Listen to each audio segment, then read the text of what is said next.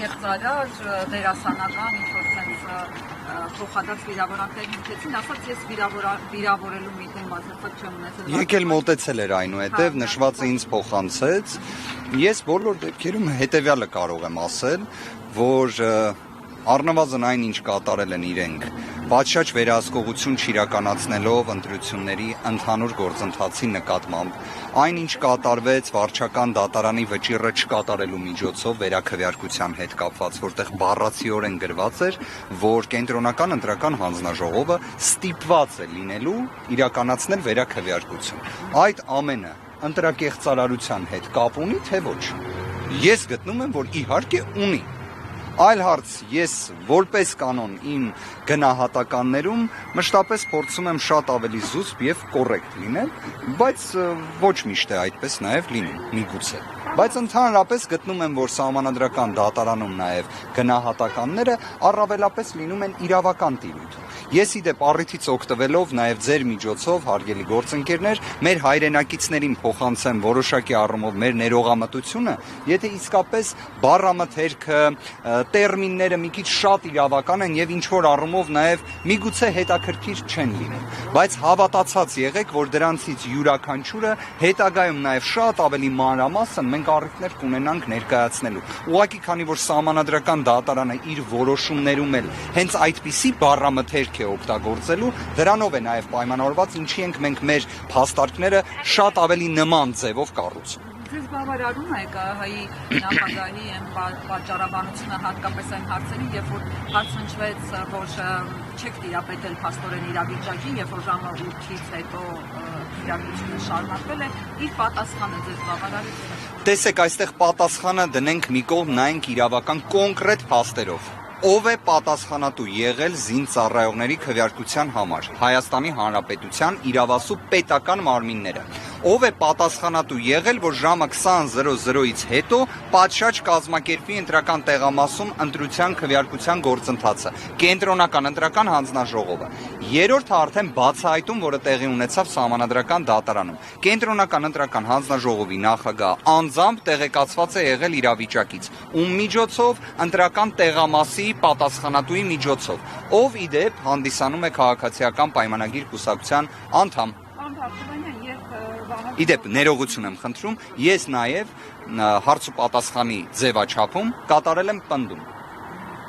եմ պնդում հետևյալ բովանդակությամբ Վահագն Հովակիմյանը որպես կենտրոնական ընտրական հանձնաժողովի նախագահ չի կարող լինել անկախ եւ անաչառ, օբյեկտիվորեն չի կարող, ելնելով նրանից, որ վերջինս ոչ թե մի կուսակցության անդամ է եղել նախկինում, հիմնադիր անդամ է եղել, եթե իսկապես սուբյեկտիվ ընկալման մեջ դա մարդու համար նշանակություն չունի, դա էլ է խնդիր։ Իհարկե։ Երբ Վահագն Հովակիմյանը ասում է, այո, եղել են թերություններ, բայց դրանք ընտրությունների արդյունքների վրա չեն ազդել ու պահանջում է, որպեսզի չընդունեն։ Հիմքերը ո՞րն են, նա չի մանրամասնում նույնիսկ ինչ թերություններ են եղել։ Մեզ ասում է, այդ թերությունները դուք եք տարածել։ Գիտեք, իրենք ընդունել են սահմանադրական դատարանում քննության ընթացքում, որ ընտրախախտումներ եղել են։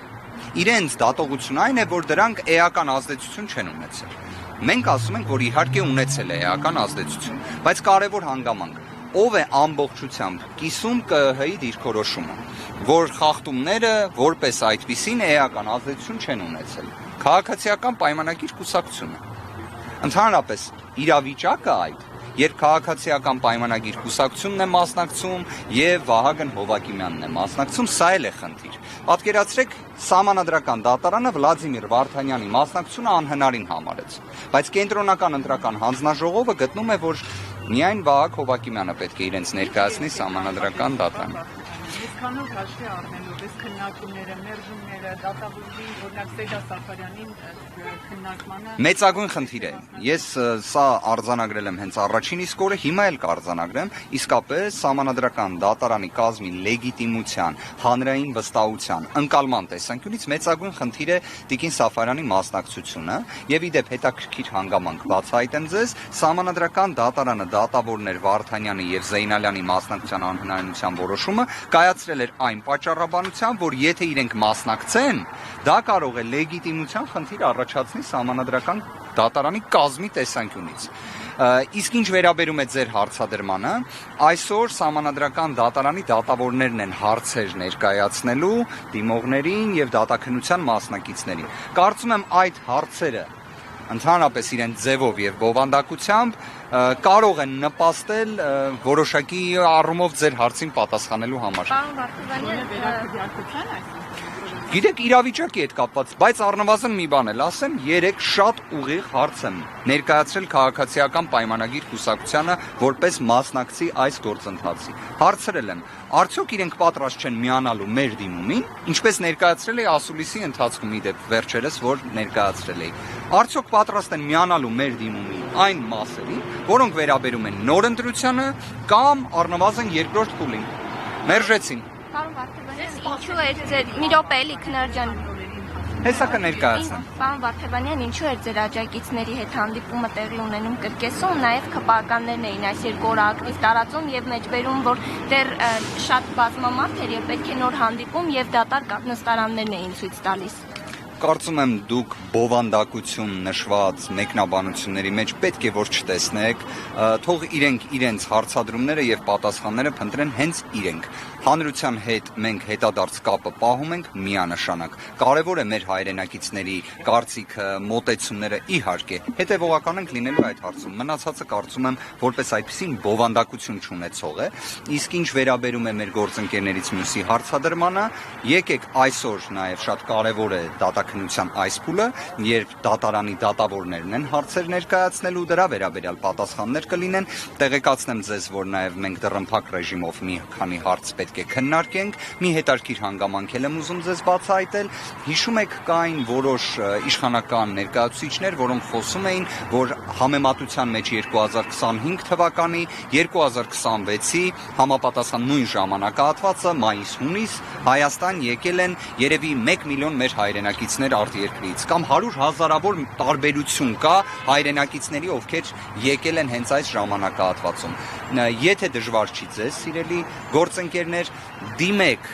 թե իրենց կամ Սահմանադրական դատարանին, թող տրամադրեն ձեզ համապատասխան տվյալը ազգային անվտանգության ծառայությունից ստացված։ Ես փակագծերը ամբողջությամբ չբացահայտեմ, պարզապես ասեմ, այդ խոսակցությունը հերթական սուտն էր, ինչպես ընտրակաշառքների հետ կապված, երբ պարզվեց խոսքը պարզապես ամբողջ փետրվարի 7-ից մինչև հունիսի 20-25 ժամանակահատվածում 258 մեղադրյալի մասին է խոսքը, բայց կարևոր էր նաև արձանագրելը, որ Արման Թաթոյանի կողմից հրապարակված ձայնագրությունների վերաբերյալ կա քրեական վարույթ։ Դա իդեպ հրապարակվել էր մայիսի վերջին։ Քրեական վարույթը վերջերս է հարուցվել, բայց մեղադրյալ չկա։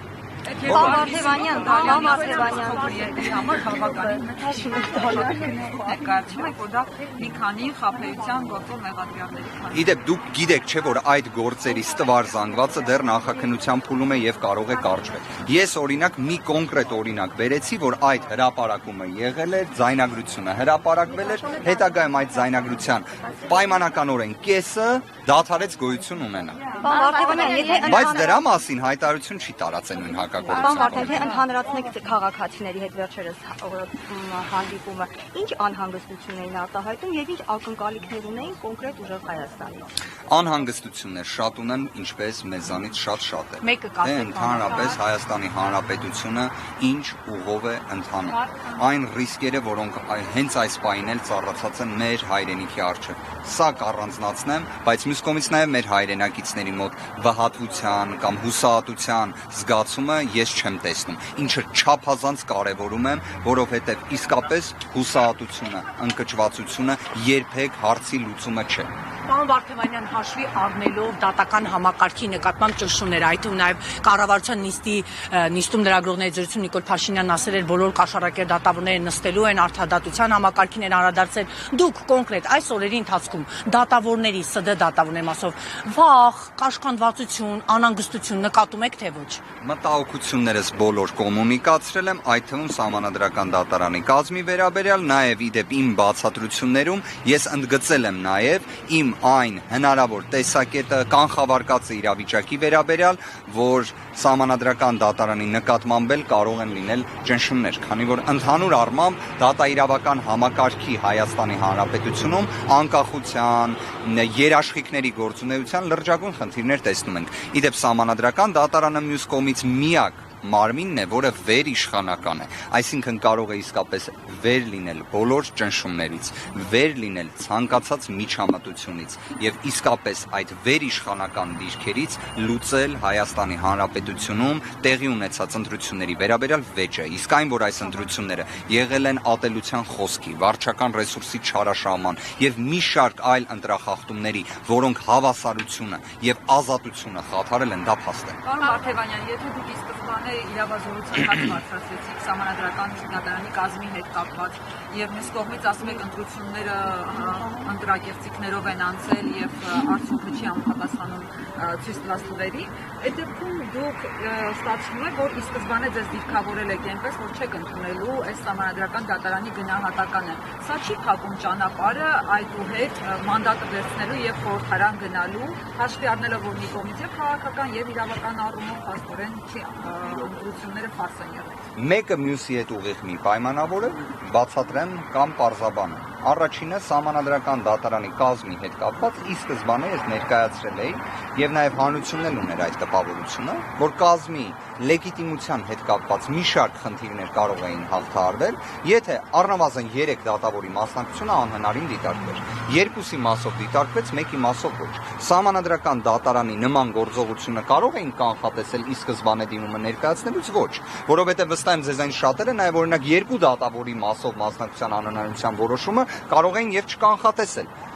Թե ինչի համար այս աստիճան հակասական եղավ Սահմանադրական դատարանի մոտեցումը, իսկապես դժվարանում եմ ներկայացնել պատասխանը։ Իսկ մանդատներ վերցնել չվերցնելը դա մի հարց է, որին իսկապես նաև հենց դատարանի որպես ինստիտուտի նկատմամբ հարգանքի տեսանկյունից պետք է անդրադարձ կատարել միայն Սահմանադրական դատարանի որոշումից հետո։ Որոշման վերաբերյալ էլ գնահատականը կլինի, որտեղ Սահմանադրական դատարանի որոշումները դասական իրավական որոշումներ չեն, դրանք իրավաքաղաքական են։ Դրա վերաբերյալ նաև մեր գնահատականը մենք ներկայացնելու ենք ելնելով այս ողջ օրերի ընթացքում նաև ձեր շնորհիվ լուսաբանված դատաքննության ընթացքում տեղի ունեցած իրադարձություններով եկեք փոքրինչ սպասենք, շնորհակալ եմ, բայց արդեն գնանք նիստին։ Պարոն Վարդանյան, եւ ինչպես կմեկնաբանեք, որ դատավորը ձեր շփոթեց Հայաստան դաշինքի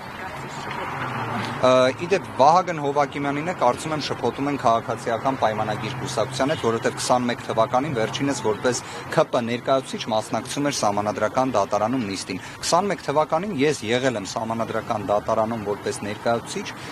Վահագն Հովակիմյանը ևս падգամավորի թեկնածու, հետագայում падգամավոր, այնուհետև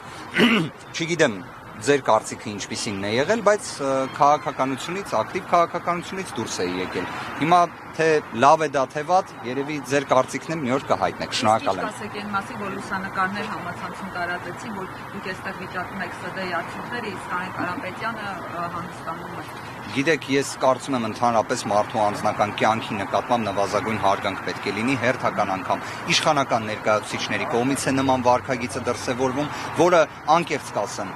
եթե օրինակ նման լուսանկար տարածվեր քաղաքացիական պայմանագիր կուսակցությամբ որևէ մի ներկայացուցչի նկատմամբ, ես դրա նկատմամբ կունենայի բացասական վերաբերմունք։ Բայց իդեպ նաև ընդհանրապես երևույթի տեսանկյունից կարծում եմ մեկը մյուսի հետ պետք չի խառնել, մենք ներկայացրել ենք դիմում։ Հիմնական ներկայացուցչական գործառույթը իրականացնում ենք մենք, շարժվում ենք առաջ